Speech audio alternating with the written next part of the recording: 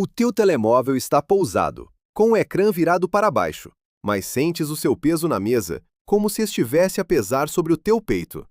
A conversa terminou. Ou talvez nem tenha havido uma conversa, apenas uma mensagem tua. Uma mensagem onde pela primeira vez em muito tempo, não cedeste. Disseste não. Ou não posso. Ou preciso de espaço. E agora, do outro lado, há silêncio. E este silêncio não é vazio. Pelo contrário, está cheio. Cheio de significados que a tua mente começa a construir, a uma velocidade vertiginosa. O silêncio torna-se um ecrã em branco, onde a tua culpa projeta os seus piores filmes. Cada minuto que passa é mais uma prova. Prova de que foste longe demais. De que foste cruel, egoísta, ingrato. O silêncio do outro transforma-se na voz do teu juiz interior. E a sentença é sempre a mesma. Culpado. O teu corpo reage antes mesmo de teres um pensamento coerente. Um aperto na garganta, como se as palavras que não disseste para te desculpares estivessem a sufocar-te. Um nó no estômago, a antecipação de um conflito, de uma retaliação, de um abandono. O teu sistema nervoso não está em paz. Está em alerta máximo, à espera do impacto, porque numa dinâmica narcisista aprendeste uma lição fundamental e terrível. O silêncio raramente é paz. O silêncio é uma arma. É o tratamento de silêncio, a retirada de afeto, a punição passiva que te deixa adivinhar, a duvidar de ti, a correr de volta para reparar uma fenda que talvez nem tenhas criado. É aqui que a culpa se torna a chave que abre a porta da tua alma. Não é uma porta que o outro arromba, és tu que a abres, porque o desconforto de te sentires a pessoa má é tão insuportável que preferes entregar a chave até de viver com essa sensação. A dinâmica narcisista não precisa de gritar para te controlar quando já te treinou para que o seu silêncio grite dentro da tua cabeça. E tu corres para fazer o barulho parar. Corres para preencher o vazio com explicações, desculpas, cedências. Corres para te traíres, mais uma vez, em nome de uma paz que nunca chega. Apenas um adiamento da próxima crise. O que acontece quando começas a perceber que este mecanismo não é sobre amor, nem sobre respeito, mas sobre acesso. Acesso à tua energia, à tua reação, ao teu centro. E o que acontece quando decides que o silêncio do outro já não vai ser a tua sentença de morte emocional, mas sim uma peça de informação. Uma informação valiosa, clara e, finalmente, libertadora. Esta não é uma jornada sobre aprender a ser frio ou indiferente. É uma jornada sobre aprender a ler o silêncio, não como uma condenação da tua pessoa, mas como uma confirmação da natureza da dinâmica em que estiveste. É sobre recuperar o poder de interpretação. É sobre o momento em que o teu silêncio interior se torna mais importante do que o barulho que o silêncio do outro faz dentro de ti. Vamos mergulhar neste mecanismo. Não para encontrar mais razões para te culpares, mas para encontrar o caminho de saída. Um caminho que passa por entender como a culpa foi transformada numa ferramenta de controlo e como podes finalmente desarmá-la. A culpa que sentes quando o silêncio do outro se instala não é um sentimento simples. É um complexo no sentido junguiano do termo. Um aglomerado de emoções, memórias e crenças inconscientes que se ativa com uma força tremenda. Este complexo de culpa está muitas vezes ligado a uma ferida antiga, a uma crença profunda de que o teu valor depende da tua utilidade ou da tua capacidade de manter os outros felizes e calmos. Talvez na infância tenhas aprendido que o amor era condicional, que tinhas de ser bom, calmo, compreensivo para seres aceite. O descontentamento de uma figura de autoridade, o seu silêncio ou a sua cara amuada era um sinal de perigo. Significava que o amor e a segurança podiam ser retirados. Então, o teu sistema nervoso aprendeu a associar o silêncio de desaprovação a uma ameaça existencial. E tu desenvolveste uma persona, uma máscara social, de pessoa empática, cuidadora, aquela que resolve, que entende, que está sempre disponível. Esta persona foi uma estratégia de sobrevivência brilhante. Permitiu-te navegar em águas emocionais turbulentas, antecipar as necessidades dos outros e evitar conflitos. O problema é que, com o tempo, te identificaste tanto com essa máscara que esqueceste que ela era uma máscara. começaste a acreditar que tu és essa pessoa. E qualquer coisa que ameace essa imagem, como pôr um limite e receber silêncio em troca, é sentida como um ataque à tua identidade. A dinâmica narcisista prospera neste terreno. A pessoa com traços narcisistas tem um radar incrível para detectar esta persona. Ela vê a tua necessidade de ser bom e percebe que a tua culpa é o interruptor que liga e desliga o teu comportamento. Quando pões um limite, estás a desafiar o papel que te foi atribuído no sistema, o de fonte inesgotável de validação, atenção ou serviço. O silêncio que se segue não é um convite à reflexão, é um ato de poder. É uma forma de dizer: tu violaste as regras, tu desapontaste-me.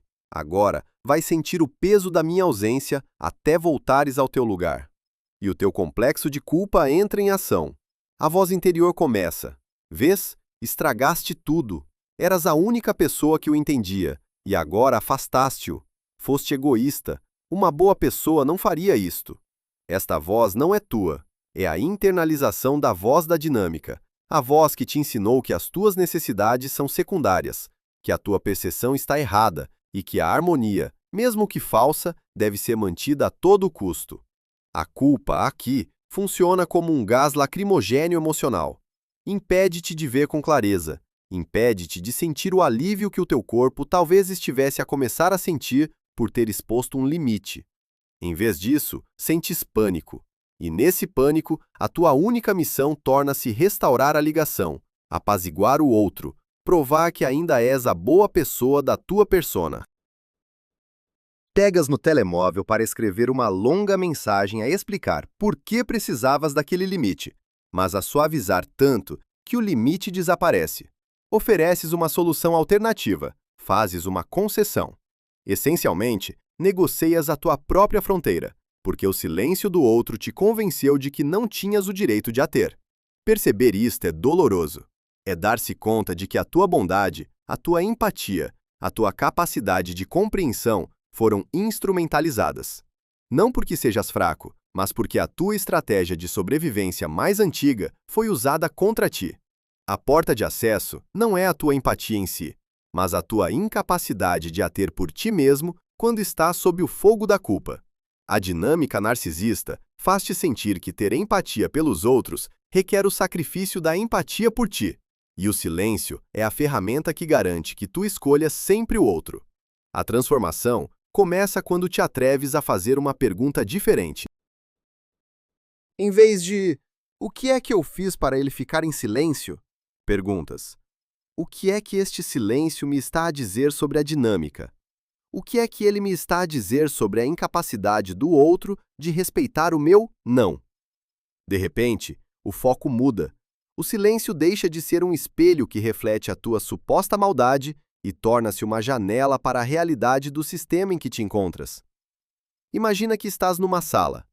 Durante anos, habituaste-te a que, sempre que tentas abrir uma janela para deixar entrar ar fresco, alguém liga um alarme ensurdecedor. Com o tempo, deixas de tentar abrir a janela. O barulho é demasiado estressante. Associas o ato de querer ar fresco com o som do alarme. A culpa é esse alarme. O limite é a janela. A dinâmica narcisista é a pessoa que instalou o sistema. Durante muito tempo, pensaste que o problema era o teu desejo de ar fresco. Se eu não precisasse tanto de ar, o alarme não tocava. Começas a acreditar que há algo de errado com os teus pulmões, com a tua necessidade de respirar. Mas e se o problema nunca foi a tua necessidade, mas sim o alarme? Quando o silêncio do outro despoleta a tua culpa, é o alarme a tocar. A tua reação automática é correr para desligá-lo, ou seja, retirar o limite, pedir desculpa, fazer o que for preciso para que a normalidade volte. Mas a verdadeira mudança acontece quando, em vez de correres para o alarme, tu paras e escutas. Escutas o aperto no teu peito, a corrida dos teus pensamentos. E em vez de agires a partir desse pânico, tu observas-no e dizes a ti mesmo: "Ah, aqui está ele, o alarme. Está a tocar porque eu tentei respirar. Está a tocar porque eu afirmei que este espaço também é meu." Esta pequena pausa, esta mudança de perspectiva, é um ato revolucionário. É o início do desmantelamento do mecanismo, porque, pela primeira vez, não estás a reagir ao alarme, estás a observá-lo. Estás a recolher informação. A informação é esta: a dinâmica não suporta a tua autonomia. A paz neste sistema é condicional à tua submissão. O teu não é visto como uma agressão. Esta informação é dolorosa, mas é real. É muito mais real do que a história que a culpa te conta sobre seres uma pessoa horrível. O que acontece no corpo durante este processo é fundamental.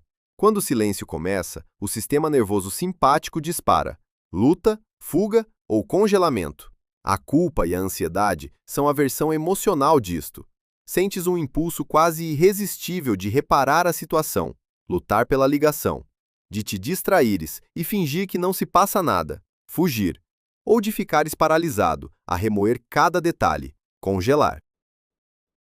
O trabalho de cura passa por ativar o sistema nervoso parasimpático, mesmo no meio do alarme. É o trabalho de respirares fundo e dizeres ao teu corpo: apesar do barulho, estamos seguros. Este silêncio não é um tigre a atacar-nos, é só um som, é só a ausência de uma mensagem. É um trabalho de ancoramento no presente. Pões a mão sobre o coração e sentes o seu bater. Sentes os pés no chão. Descreves 3 coisas que vês na sala. Este regresso ao corpo é crucial, porque a culpa vive na mente, nas histórias do passado e nos medos do futuro. O corpo vive no agora. E no agora, neste exato segundo, nada de terrível está a acontecer. Estás apenas tu, na tua casa, com um telemóvel silencioso. A culpa vai tentar puxar-te de volta para a história. Mas ele deve estar a sofrer. Mas e se ele nunca mais falar comigo? É aqui que a tua sombra entra em cena. A sombra, para Jung, não é necessariamente má. É tudo aquilo que reprimimos em nós para mantermos a nossa persona intacta. Na sombra da pessoa empática e boa, vivem a raiva, o ressentimento, a exaustão e, mais importante, a necessidade de ser visto e cuidado também. Quando sentes culpa por ter exposto um limite, a tua sombra está a sussurrar: e eu? Quando é que alguém cuida de mim? Estou farto de ser o único a compreender, a ceder, a reparar. A culpa funciona muitas vezes como uma tampa para esta raiva. É mais socialmente aceitável e menos assustador para ti sentir-te culpado do que sentir raiva da pessoa que supostamente amas ou de quem dependes. Reconhecer esta raiva é um passo gigante. Não para agires a partir dela, mas para a honrares como informação. A tua raiva está a dizer-te que uma fronteira foi violada repetidamente. A tua exaustão está a dizer-te que deste mais do que tinhas. A culpa quer que ignores estas mensagens da sombra e te concentres apenas no desconforto do outro. A integração da sombra é dizeres: eu vejo o desconforto dele, mas hoje escolho ver o meu primeiro. Isto não te torna egoísta, torna-te inteiro. Uma pessoa que só tem empatia para fora é uma pessoa dividida. A verdadeira empatia floresce a partir de um centro sólido, de alguém que sabe onde acaba e onde o outro começa. Pensa numa situação concreta. Talvez um amigo que te liga sempre para descarregar os seus problemas, mas nunca pergunta como tu estás. Durante anos, tu ouves porque é isso que um bom amigo faz. Um dia, exausto do teu próprio dia, tu dizes: desculpa, hoje não consigo mesmo falar, estou muito cansado. E do outro lado, um silêncio pesado, seguido de um ok, está bem, dito num tom magoado. E a chamada termina. O teu corpo entra imediatamente em modo de culpa. O alarme dispara. Devia ter ouvido, foram só 10 minutos. Agora ele pensa que eu não me importo, sou um péssimo amigo. A tua mão paira sobre o telemóvel para mandar uma mensagem. Desculpa, foi um dia difícil, mas conta lá o que se passa. Este é o momento da escolha. A velha estrada é enviar a mensagem. A nova estrada é pousar o telemóvel, respirar fundo e aguentar o desconforto da tua própria culpa. É sentares-te com ela e dissecares o que está a acontecer. O meu corpo está tenso. A minha mente está a dizer-me que sou uma má pessoa. Sinto um medo de o perder. E depois, trazes a nova perspectiva. O que é que este silêncio me informa? Informa-me que a nossa amizade talvez estivesse condicionada à minha disponibilidade limitada. Informa-me que o meu amigo não sabe lidar com o meu não. Esta não é uma sentença sobre o meu valor, é um dado sobre a natureza da nossa relação. Talvez pela primeira vez, tu permitas que a tua exaustão fale mais alto que a tua culpa. Tu validas o teu próprio cansaço e decides que, para seres um amigo sustentável a longo prazo, precisas de poder dizer não, sem que a relação entre em colapso. Se ela entrar em colapso por causa de um não, então talvez não fosse uma amizade, mas um serviço de apoio emocional unilateral. Este processo de reinterpretação do silêncio é lento. Não acontece de um dia para o outro. Haverá recaídas. Haverá dias em que a culpa vence e tu corres para apagar o fogo do desconforto do outro. Mas cada vez que consegues fazer a pausa, cada vez que consegues identificar o alarme e escolher não reagir, tu estás a reconfigurar o teu sistema nervoso. Estás a ensinar ao teu cérebro que o silêncio do outro já não é uma ameaça de morte. Começas a descobrir algo paradoxal e maravilhoso. Por trás do barulho da culpa, há um outro silêncio, o teu. Um silêncio que não é vazio, mas espaçoso. Um silêncio onde podes finalmente ouvir os teus próprios pensamentos, sentir as tuas próprias emoções, reconhecer as tuas próprias necessidades. Antes, o silêncio do outro colonizava todo o teu espaço interior. Agora, ao pores um limite à interpretação catastrófica desse silêncio, tu recuperas território interno. A pessoa do outro lado pode escalar a sua estratégia. O silêncio pode tornar-se mais longo, mais frio. Podem surgir mensagens passivo-agressivas. Espero que estejas bem. Parece que andas muito ocupado. Isto é o sistema a tentar puxar-te de volta. É o alarme a tocar mais alto, porque percebeu que tu já não reages ao volume normal. E a tua tarefa continua a ser a mesma: observar. Recolher informação. Agora estamos na fase da manipulação passivo-agressiva. Interessante. Isto informa-me, mais uma vez, que o problema não é o meu limite, mas a recusa do outro em aceitá-lo. Em vez de responderes com uma justificação, não ando ocupado, é só que... Tu podes escolher responder ao que é dito e não ao que está implícito. Obrigado. Sim, estou bem. Espero que também estejas. Fim. Sem explicações, sem negociações. Isto é incrivelmente difícil no início. Parece rude, frio, cortante, porque a tua persona de pessoa compreensiva está a gritar em protesto. Mas não é frio, é claro. A clareza é uma forma de bondade.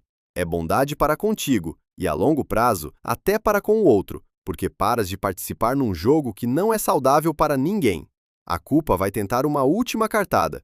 Vai dizer-te que te estás a tornar naquilo que mais desprezas, uma pessoa fria, calculista, que magoa os outros. É a projeção final da dinâmica. O sistema acusa-te de seres aquilo que ele te obrigava a absorver. E é aqui que precisas de te agarrar à tua verdade com toda a tua força. Pôr um limite não é um ato de agressão, é um ato de autodefinição. Recusar ser um depósito para o caos alheio não é falta de empatia, é autocompaixão. Escolher o teu bem-estar não significa que desejas o mal ao outro. Significa apenas que paraste de atear fogo a ti mesmo para manter os outros aquecidos. O silêncio, lentamente, começa a mudar de sabor. Deixa de ser o sabor amargo do abandono e da condenação e começa a ter o sabor neutro do espaço, ou até o sabor doce da liberdade.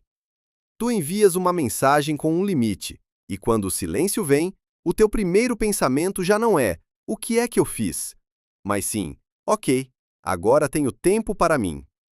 O teu corpo, em vez de se contrair, relaxa. Os teus ombros descem. Tu respiras fundo. Este é o momento em que o silêncio se torna informação e não sentença. A informação é que o teu limite está a funcionar. Ele está a criar um espaço que antes não existia, e nesse espaço, tu podes finalmente começar a construir algo novo, uma relação contigo mesmo baseada no respeito, na honestidade e na permissão para existires, com todas as tuas necessidades, para além do papel que os outros te designaram. A culpa ainda pode aparecer de vez em quando, como um fantasma de um velho hábito, mas agora tu conheces-la, sabes o nome dela, e sabes que ela já não é a dona da casa. Tu és. Haverá uma prova. Haverá sempre uma prova. Depois de semanas, talvez meses, a praticar este novo músculo de observação, de aguentar o desconforto da culpa sem reagir, de reinterpretar o silêncio, tu vais começar a sentir-te mais sólido, mais centrado. O espaço interior que reconquistaste já não parece um vazio assustador, mas um santuário. A tua respiração está mais funda, o teu sono mais tranquilo. O telemóvel deixou de ser um objeto de terror e voltou a ser uma ferramenta. E é precisamente nesse momento de calma aparente que o teste chega. É uma terça-feira à noite, estás a ler um livro ou a ver uma série, sentindo uma paz que há muito não sentias. O teu corpo está relaxado. E o telemóvel vibra na mesa de cabeceira. O nome no ecrã é o nome da pessoa da antiga dinâmica. A mensagem é curta, quase inofensiva. Estive a pensar em ti. Está tudo bem? O teu corpo reage primeiro. Uma descarga elétrica, subtil, mas inconfundível, percorre-te a espinha. O coração acelera um pouco. É a memória celular do velho padrão. O teu sistema nervoso reconhece o estímulo e prepara-se para o ciclo habitual de ansiedade, reparação e alívio temporário. A tua mente começa imediatamente a trabalhar. Ele barra a estender a mão. Talvez tenha mudado. Se eu não responder, vou ser a pessoa horrível que o abandona. Se eu for frio, vou confirmar a pior versão que ele, tem de mim. Talvez esta seja a oportunidade para finalmente termos aquela conversa e ele ou ela entender. A culpa que estava adormecida espreita. Vês? Estava apenas preocupado ou preocupada. E tu, no teu egoísmo, já o tinhas condenado. Este é o momento mais perigoso e mais poderoso. A velha versão de ti pegaria no telemóvel com as mãos a tremer e responderia imediatamente. Provavelmente com um parágrafo longo e caloroso, para compensar o silêncio passado, para provar que não és um monstro. Olá, sim, está tudo bem. Desculpa o meu silêncio. Tenho andado numa fase complicada, mas fico feliz por saber de ti. Como estás? Uma resposta que reabre imediatamente a porta do acesso, que sinaliza que a tua disponibilidade está de volta à mesa. Mas tu não és a velha versão. Tu fazes a pausa. A pausa que agora é a tua ferramenta mais preciosa. Não pegas no telemóvel, deixas-no vibrar e pousas as tuas mãos sobre o teu peito. Respiras. 1 vez, 2, 3. E em vez de mergulhares na história que a tua mente está a criar, tu observas as sensações no teu corpo, como um cientista curioso. Interessante, o meu coração acelerou. Sinto um aperto no estômago. Há um impulso forte para responder e resolver isto. Tu dás um nome ao que estás a sentir. Isto é o eco do trauma bond. É a memória do ciclo. Não é a realidade do presente. E depois, olhas para a mensagem com novos olhos. Olhos que procuram informação, não salvação ou condenação. Estive a pensar em ti. Está tudo bem? O que é que esta mensagem informa? Numa relação saudável, poderia ser um gesto genuíno de carinho. Mas, vinda de uma dinâmica onde o contacto era usado para controlo e acesso, esta mensagem tem outras camadas. É um teste. É uma forma de verificar se a porta ainda está aberta. A pergunta, está tudo bem? Não é um convite para falares de ti. É muitas vezes um convite para voltares a focar-te neles. É uma isca para reativar a tua função de cuidador. Tu apercebes-te de que não tens de responder imediatamente. O teu tempo de resposta é teu. A urgência que sentes não vem da mensagem, vem do teu treino passado. Então, tu decides. Decides que vais responder, talvez, mas não agora. Não a partir deste lugar de reatividade. Vais dormir, e na manhã seguinte, depois de uma noite de sono, que talvez tenha sido um pouco mais agitada, e está tudo bem, tu olhas para a mensagem de novo. A carga emocional já diminuiu. Agora é só texto no ecrã. E ponderas as tuas opções, não a partir da culpa, mas da clareza. Opção 1. Ignorar. É uma opção válida se sentires que qualquer contacto é prejudicial. Opção 2. Responder de forma clara e limitada. Escolhes a segunda. A tua resposta não é fria, mas é contida. Não abre portas, apenas acusa a recepção da mensagem. Olá, sim, está tudo bem por aqui. Espero que contigo também. Tudo de bom. Fim. Não há perguntas abertas, não há desculpas, não há convites para uma conversa mais longa. É educado, é civilizado, mas é uma fronteira. É uma declaração silenciosa que diz: eu reconheço a tua existência, mas o meu espaço interior já não está aberto para ti da mesma forma. E agora, a segunda parte do teste. O silêncio que se segue à tua resposta. Na antiga dinâmica, este silêncio seria a tua tortura. Tu ficarias a analisar a tua mensagem. Fui demasiado seco/A? Devia ter posto um emoji? Agora ele ou ela vai pensar que estou zangado ou zangada. Agora vai ficar em silêncio para me punir. E o ciclo de culpa recomeçaria. Mas agora, algo mudou. Tu envias a mensagem e pousas o telemóvel. E vais fazer o teu café. E o silêncio que se instala já não te pertence. Tu deste a tua resposta, clara e honesta. A reação do outro ao teu limite é da responsabilidade dele. O silêncio dele já não é uma sentença sobre ti. É informação sobre ele. Informa-te que ele talvez não tenha gostado da fronteira. Informa-te que ele talvez estivesse à espera da velha porta aberta.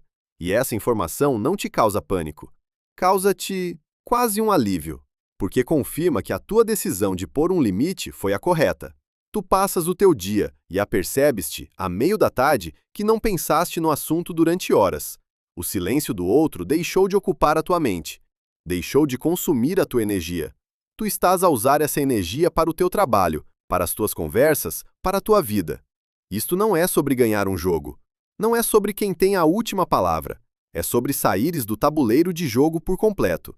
É sobre perceberes que a tua paz não pode depender da aprovação ou da resposta de alguém que beneficia do teu caos. A culpa, ao ser despojada do seu poder de te fazer agir, transforma-se. Deixa de ser um carrasco e torna-se um sinalizador, como a luz do óleo no painel do carro. Quando ela se acende, já não entras em pânico pensando que o carro vai explodir. Tu simplesmente notas: ah, a culpa acendeu-se. Deixa-me verificar se estou a respeitar os meus próprios limites ou se estou a cair num velho padrão.